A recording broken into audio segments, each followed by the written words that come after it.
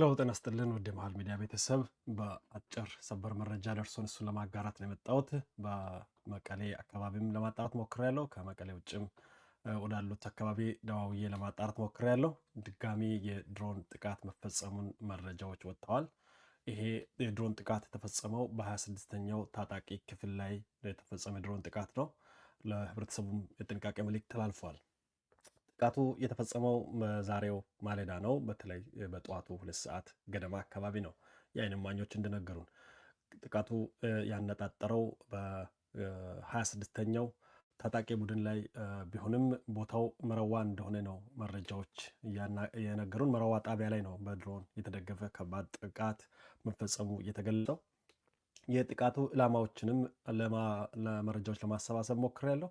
ከስፍራው ባሰባሰብኩት መረጃ መሰረት ጥቃቱ በዋናነት ያነጣጠረው በመራዋ ሁለተኛ ደረጃ ትምህርት ቤት አካባቢ ሰፍረው በሚገኘው በ26ኛው ታጣቂ ክፍል ላይ ነው እርምጃ የተወሰደው።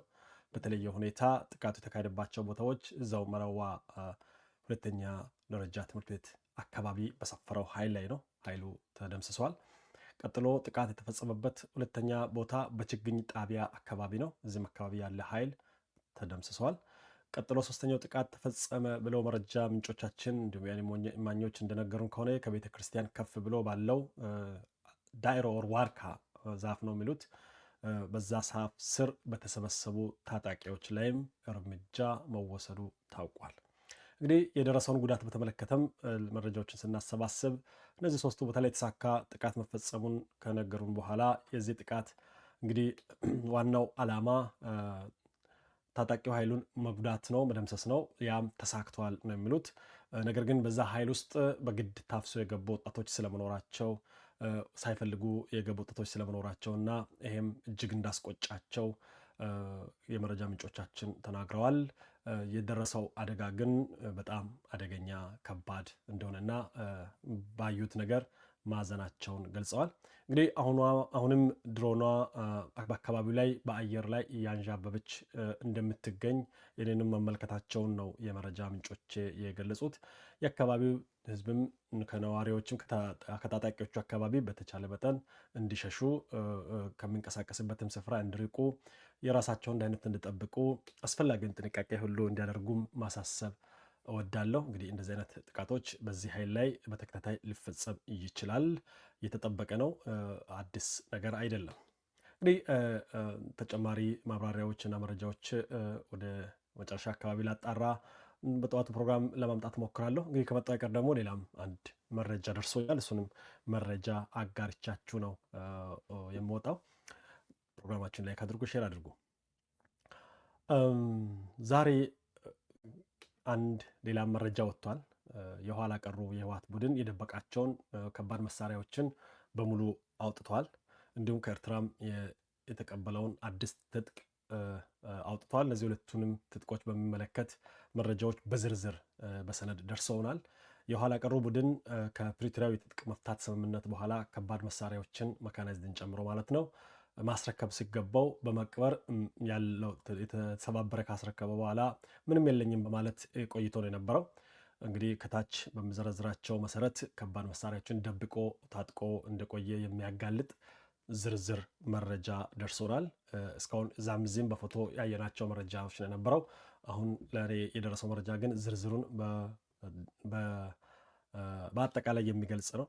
ይሄ የከፋው የሚያደርገው ይሄን ጉዳይ አሁን ላይ ይህ የጥፋት ቡድን እነዚህን የተደበቁ መሳሪያዎች ሳያንሱት ከኤርትራም ከሻቢያ የተላኩ አዳዲስ የመካናይዝድ ትጥቆችንም ከነሰው ኃይላቸው ጋር ወደ ትግራይ ማስገባቱንም ለማረጋገጥ ተችሏል።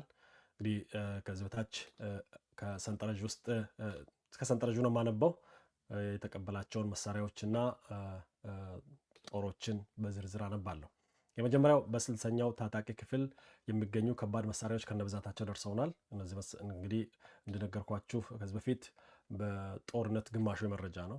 የመሳሪያው አይነት መድፍ ባለ 155 ሚሊ ሜትር ነው። ሁለት እንዳለው ነው። በ60ኛው ታጣቂ ክፍል ሁለት መድፍ ባለ 155 ሚሊ ሜትር፣ 3 መድፍ ባለ 130 ሚሊ ሜትር፣ 3 ታንክ T55 በመባል የሚታወቀው፣ 2 ታንክ T62 በመባል የሚታወቀው፣ 2 ታንክ ቲ72 በመባል የሚታወቀው። በቁጥር 9 BMP ምን እንደሆነ አላቅም። በቁጥር 2 BM21 ምን እንደሆነ አላቅም። በቁጥር 2 BRDM እንዲሁም ሮኬት ባለ 107 ሚሊ ሜትር 1። እንግዲህ ጸረ ድሮን መሳሪያም ስለመያዛቸው እያስወሩ ነው ያሉት። ይህን ያገኘሁት መረጃ እንደሚያሳየው እነዚህ የከባድ ትጥቆች እውነት ለመናገር በዚህ ዘመን ጦርነት ላይ ብዙም ፋይዳ ያላቸው አይደሉም። በድሮን የሚመቱ ናቸው። በአንዴ በቀላሉ ኢላማ የሚደረጉ ናቸው። የኋላ ቀር የጦርነት ዘዴ ከመሆኑ ያለፈ አይደለም። እንግዲህ ሁለተኛው እንዲሁም የመረጃው የደረሰኝ ሁለተኛው መረጃ እንደሚያሳየው ከሆነ ይሄኛው የታጣቂ ክፍልና መድፍ እንዲሁም ሞርታር ዙ 23 እያልኩ ነው የሚገልጸው። 11ኛው የታጣቂ ክፍል ላይ መድፍ 2 አለ፣ ሞርታር ባለ 120 ሚሊ ሜትር 5 አለ፣ ዙ 23 1 አለ። በ13ኛው ታጣቂ ክፍል ላይ መድፍ 2፣ ሞርታር 5፣ ዙ 23 2። 17ኛው ታጣቂ ክፍል ላይ ሞርታር 2፣ መድፍ 2፣ ሞርታር 9፣ ዙ 23 ምንም የለም እዛ። 22ኛው ክፍለ ጦር ሳይሆን ታጣቂ ክፍል እነዚህ አርሚ ነው የሚሉት 4 መድፍ ሲኖራቸው 2 ዙ 23 እና 4 ሞርታር። በ24ኛው ታጣቂ ክፍል ላይ መድፍ 4 ሲሆን ሞርታር የላቸውም። እንዲሁም ዙ 23 2 አላቸው። በ26ኛው ላይ በተመሳሳይ መድፍ 4 ሲሆን ሞርታር የላቸውም። ዙ 23ም 2 አላቸው። በ31ኛው ታጣቂ ክፍል ላይ 5 መድፍ ሲኖር ሞርታር ምንም የላቸውም። ዙ 23ም ምንም የላቸው።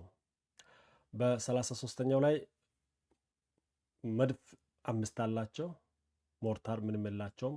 ዙ 23 ግን 3 አላቸው። በ35ኛው ላይ መድፍ 5 አላቸው፣ ሞርታር የላቸውም። ሞርታር 33ኛው ላይ ሞርታር የላቸውም። ዙ 23 3 አላቸው። 35ኛው ላይ መድፍ 2 አላቸው፣ ሞርታር 12 አላቸው። ዙ 23 የላቸውም። 42ኛው ላይ ደግሞ 6 ሞርታር አላቸው፣ 6 መድፍ አላቸው፣ 2 ሞርታር አላቸው፣ ምንም ዙ 23። 43ኛው ላይ 3 መድፍ አላቸው፣ 3 መድፍ፣ ምንም ሞርታር፣ 2 ዙ 23። የመጨረሻው 44ኛው ላይ 3 መድፍ፣ ምንም ሞርታር፣ 2 ዙ 23 እንዳላቸው መረጃዎች ያመለክታሉ። እንግዲህ እነዚህ መረጃዎች እንደሚያሳዩት ከሆነ እነዚህ ከባድ መሳሪያዎች በዝርዝር የታጠቁ ናቸው። ከነዚህ ውስጥ አብዛኛው ተቀብሮ የነበረ ሲሆን የተወሰነ ደግሞ ከነ ባለሙያው ከኤርትራ መንግስት የመጣ ነው። ተጨማሪ መረጃ እንደሚያሳየው የ15ኛውና 92ኛው ታጣቂ ክፍሎች የያዙት መሳሪያ ብዛት ገና በማጣራት ላይ እገኛለሁ። እንደተገኘ መረጃውን የማጋራችሁ ይሆናል። በተጨማሪም በእያንዳንዱ ታጣቂ ክፍል ውስጥ ከ7 እስከ 9 የሚደርሱ የ82 ሚሊ ሜትር ሞርታሮች ታጥቀው እንደሚገኙም መረጃዎች ያሳያሉ። እንግዲህ ቡድኑ ይህን ሁሉ አጥቂ መሳሪያ ደብቆ ቆይቶ በአሁኑ ሰዓት ደግሞ በርካታ ተጨማሪ መካናይዝድ ትጥቆችን ከነሰራዊታቸው ከኤርትራ አምጥቶ መቀላቀሉን ነው የመረጃ ምንጮቻችን የነገሩን። ህዝቡ ዳግም ወደ ጦርነት አስገብቶ ለማስጨረስ እያደረገ ያለው አደገኛ ሴራ እንደቀጠለ ነው። ይህንንም ክፋት እያሳየን ያለው እንግዲህ የሚመለከታቸው የጸጥታ አካላት ዛሬ በመረዋ እንዳደረጉት በተጠና መልኩ በከፍተኛ ጥንቃቄና በከፍተኛ ዝግጅት ሰብሰብ ብሎ ሲገኝ እርምጃ ይወስዳል ተብሎ ይጠበቃል። እንግዲህ ሸረሪና ላይ ያልተማረው መረዋ ላይ ቀምሷል። እሱ ላይ ካልተማረ ሰብስቦ ያመጣቸውን ብረታ ብረቶችና ከእሱ ጋር አብሮ የሚመጣውን ጀሌ ከላይ እንደሚሆን ይደረጋል ማለት ነው። በድጋሚ እዛ አካባቢ ያላቸው ወገኖቻችን በተቻለ መጠን ከመሳሪያ ክምችቶች አካባቢ ከተለየ እንቅስቃሴ እንድትቆጠቡ ለማሳሰብ ወዳለሁ። ይህ መረጃ ለብዙዎች እንዲደርስ እባካችሁ ይህንን ተመሳሳይ ነገር እንድታደርጉ ለእናንተም ጥሬን ማስተላለፍ ፈልጋለሁ። አመሰግናለሁ።